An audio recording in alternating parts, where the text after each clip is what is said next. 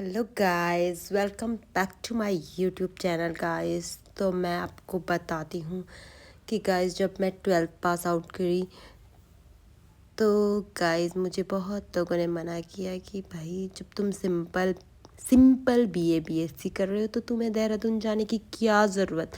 लेकिन मैंने कहा यार क्यों मुझे ऐसा बोल रहे हो, मेरी तो फर्स्ट डिवीज़न आई है। इन्हें पता नहीं है क्या फर्स्ट डिवीज़न कितनी मुश्किल से आती, मैंने कितना स्ट्रगल किया है इसके लिए।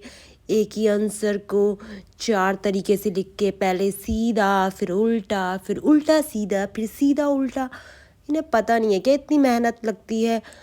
बट गाइस मुझे ऐसा लग रहा था, मुझे मुझे मेरी घर वालों ने भी समझाया कि बबीता देख यार देहरादून मत जा, दूर भी है और ये वो। मैंने कहा हाँ चलो हटो यार, उस टैलेंटेड का टैलेंट बाहर निकलना चाहिए।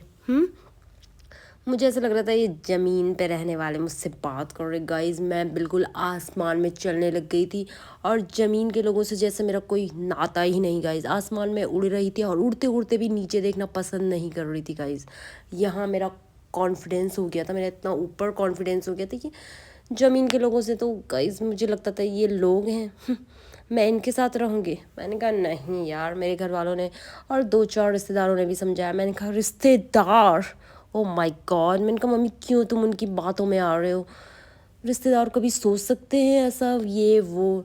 लेकिन गाइस जैसे ही मैं देहरादून गई और मैं 1-2 महीने वहाँ रही, गाइस मेरी हालत ऐसी खस्ता हो गई कि मुझे अब मैं किसको गलत बोलूँ। गाइस जो मैं आसमान में उड़ रही थी ना, अब मैं सीधे ज़मीन के अंदर घुस गई थी, अंदर। गाइस अब इतने अंदर घुस गई थी कि मुझे मुझे लग रहा था ना, मैं सबके पाँव छू के उनसे माफ़ी मांगूं जितने हमारे रिश्तेदार सही सलाह दे रहे थे। यार देखो रिश्तेदार ऐसी बदनाम है, सलाह बिल्कुल सही देते हैं।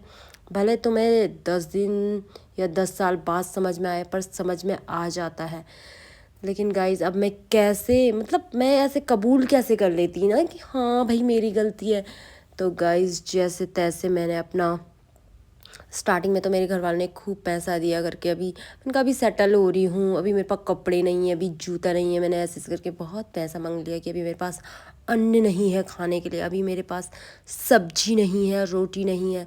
तो ऐसे कर करके तो मैंने बहुत पैसा मांग लिया स्टार्टिंग में। लेकिन धीरे धीरे गाइस मैं घर आके ही सारा आटा, चावल, नमक, मिर्च, दाल, साबुन साबुन तो गाइस मैं ऐसे ही निकाल लेती थी, बताती नहीं थी कि इधर से साबुन और निरमा भी जा रहा है।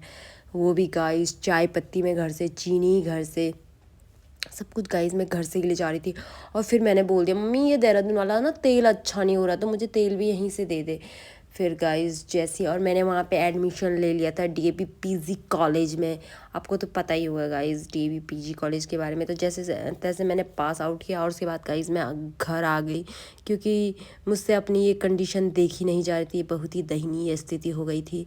घर वाले दुनिया भर का वो पैसा दे रहे थे और गाइस इतना ज़्यादा पैसा दे रहे थे, सिर्फ वो पैसा सिर्फ कमरे का किराया तक ही सीमित हो रहा था और ऑटो में कॉलेज जाने तक का ही। गाइस क्या ही बताऊँ आपको।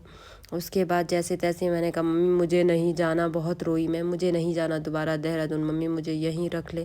फिर मैं बोली क्यों, तुझे तो पढ़ना था, कुछ बनना था। लेकिन माँ तो माँ होती है ना, माँ ने बोला चल कोई बात नहीं, तू इधर ही रह ले, मेरे पास ही रह ले, कोई बात नहीं। मैंने मम्मी को इम्पोर्टेंस बताई कि मम्मी इतना भी ज़रूरी नहीं होता रेगुलर कॉलेज। फिर मम्मी ने बोला ठीक है तेरा जैसा मन है वैसा कर। मम्मी समझ गई, ये सोच के मुझे बड़ा अच्छा लगा उसके बाद। लेकिन गांव के लोग मुझे पूछने लग गई बबीता तू ठीक तो है ना, तेरी तबीयत तो ख़राब नहीं है ना, क्या हो गया। मैंने बोला कुछ भी नहीं हो। बोला तू क्यों नहीं जा रही है, फिर तेरा तो सामान वहीं है। फिर गाइज मुझे लगा कि इन लोगों की बातें सुनने से अच्छा कि मैं देहरादून चली जाऊँ, इनको क्या ही पता चलेगा मैं वहाँ क्या कर रही हूँ। लेकिन मेरे घर वालों ने भी बोला कुछ कर ले यार, तू पैसा फूक रही है क्या बस वहाँ रह के।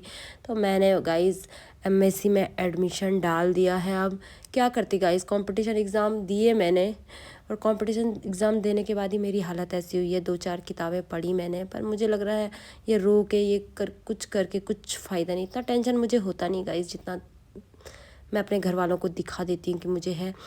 गाइज़ मैंने ये झोला पकड़ के गाइज़ अब मैं एमएससी कर रही हूँ और आप अपना देख लो। और एमएससी के बाद मेरा अगले अगला प्लानिंग है कि मैं बीएड करूँगी, क्योंकि कुछ ना कुछ तो करना है गाइस।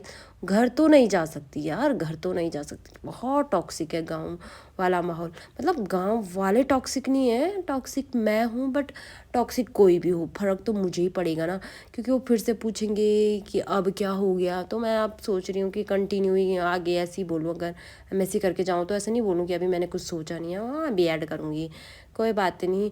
प्राइवेट बीएड तो करा ही देंगे मेरे घर वाले, क्योंकि गवर्नमेंट एग्ज़ाम नहीं निकल रहा। मतलब यार गवर्नमेंट एग्ज़ाम की तैयारी करके मेरे इतने कम नंबर आए ना, इससे ज़्यादा तो मेरे तुक्के मार के आ जाते हैं। मैं सही बता रही यार, पढ़ के ना ज़्यादा कन्फ्यूजन हो रहा था, मुझे ऐसा लग रहा था।